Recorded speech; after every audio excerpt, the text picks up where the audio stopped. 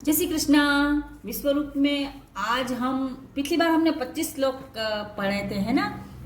गलती से मैंने 24 बोल दिए थे, तो इसके लिए मैं क्षमा चाहती हूँ। 26वें श्लोक से हम गीता जी के 18वें अध्याय का अध्ययन शुरू करेंगे। सबसे बड़ा अध्याय ही 18वां अध्याय है। 78 श्लोक इसके अंदर समाहित है।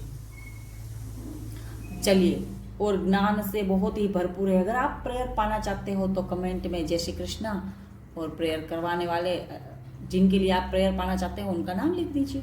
ठीक है, चलिए आगे शुरू करते हैं 26वें श्लोक से। जो करता संग्रह रहित, अहंकार से वचन न बोलने वाला, धैर्य और उत्साह से युक्त तथा कर्मों के सिद्ध होने और न होने में हर्ष शोकादि विकारों से रहित है, वह सात्विक कहा जाता है। जो कर्ता आसक्ति से युक्त, कर्मों के फलों को चाहने वाला और लोभी है तथा दूसरों को कष्ट देने के स्वभाव वाला, अशुद्धाचारी और हर्ष शोक से लिप्त है, वह राजस कहा गया है। जो कर्ता अयुक्त, शिक्षा से रहित, घमंडी, धूर्त और दूसरों की आजीविका का नाश करने वाला तथा शोक करने वाला, आलसी और दीर्घ सूत्री है, वह तामस कहा जाता है। हे धनंजय, अब तू बुद्धि का और धृति का भी गुणों के अनुसार 3 प्रकार भेद मेरे द्वारा संपूर्णता से विभाग पूर्वक कहा जाने वाला सुन। हे पार्थ, जो बुद्धि, प्रवृत्ति मार्ग और निवृत्ति मार्ग, कर्तव्य और अकर्तव्य को, भय और अभय को तथा बंधन और मोक्ष को यथार्थ जानती है, वह बुद्धि सात्विक है। हे पार्थ, पुरुष जिस बुद्धि के द्वारा धर्म और अधर्म को तथा कर्तव्य और अकर्तव्य को भी यथार्थ नहीं जानता, वह बुद्धि राजसी है। हे अर्जुन, जो तमोगुण से घिरी हुई बुद्धि अधर्म को भी यह धर्म है ऐसा मान लेती है तथा इसी प्रकार अन्य संपूर्ण पदार्थों को भी विपरीत मान लेती है, वह बुद्धि तामसी है। हे पार्थ, जिस अव्यभिचारिणी धारणा शक्ति से मनुष्य ध्यान योग के द्वारा मन, प्राण और इंद्रियों की क्रियाओं को धारण करता है, वह धृति सात्विक है। परंतु हे पार्थ,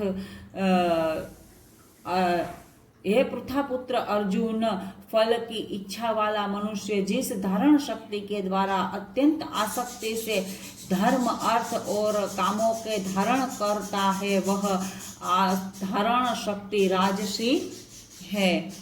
हे पार्थ, दुष्ट बुद्धि वाला मनुष्य जिस धारण शक्ति के द्वारा निंद्रा, भय, चिंता और दुख को तथा उत्तम तत्व को भी नहीं छोड़ता, अर्थात धारण किए रहता है, वह धारण शक्ति तामसी है।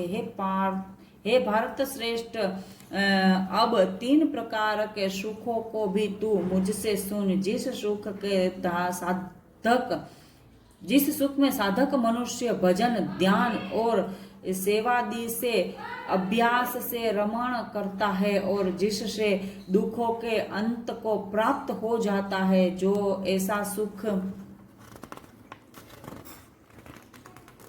है, वह आरंभ काल में यद्यपि विषय के तुल्य प्रतीत होता है, परंतु परिणाम में अमृत के तुल्य है। इसीलिए वह परमात्मा विषयक बुद्धि के प्रसाद से उत्पन्न होने वाला सुख सात्विक कहा गया है। जो सुख विषय और इंद्रियों के संयोग से होता है, वह पहले भोग काल में अमृत के तुल्य प्रतीत होने पर भी परिणाम में विष के तुल्य है। इसीलिए वह सुख राजस कहा गया है।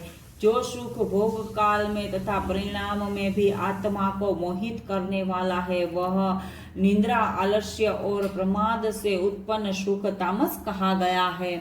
पृथ्वी में या आकाश में तथा देवताओं में तथा इसके सिवा और कहीं भी ऐसा कोई भी सत्व नहीं है जो प्रकृति से उत्पन्न इन तीनों गुणों के रहित हो। हे परम तप, ब्राह्मण, क्षत्रिय और वैश्यों के तथा शूद्रों के कर्म स्वभाव से उत्पन्न गुणों द्वारा विभिन्न किए गए हैं। अंतःकरण का निग्रह करना, इंद्रियों का दमन करना, धर्म पालन के लिए कष्ट सहना, बाहर भीतर से शुद्ध रहना, दूसरों के अपराधों को क्षमा करना, मन, इंद्रिया और शरीर को सरल रखना, वेद शास्त्र, ईश्वर और परलोक आदि में श्रद्धा रखना, वेद शास्त्रों का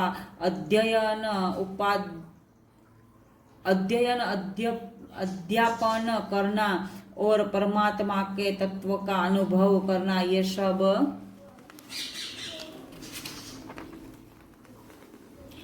सब ही ब्राह्मण के स्वाभाविक कर्म हैं। शूरवीरता, तेज, धैर्य, चतुरता और युद्ध में न भागना, दान देना और स्वामी भाव, ये सब ही क्षत्रियों के स्वाभाविक कर्म हैं। खेती, गोपालन और क्रय विक्रय, सत्य व्यवहार, ये वैश्य के स्वाभाविक कर्म हैं तथा सब वर्णों की सेवा तथा सेवा करना शूद्र का भी स्वाभाविक कर्म है। जय श्री कृष्ण।